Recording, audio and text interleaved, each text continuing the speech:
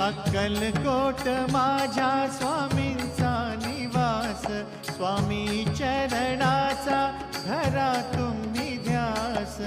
अक्कलकोट माझ्या स्वामींचा निवास, स्वामी चरणांचा धरा तुम्ही ध्यास. जारे जारे सारे स्वामी दर्शनाला, स्वामी पूजनाच्या सोहळ्याला, स्वामी पूजनाच्या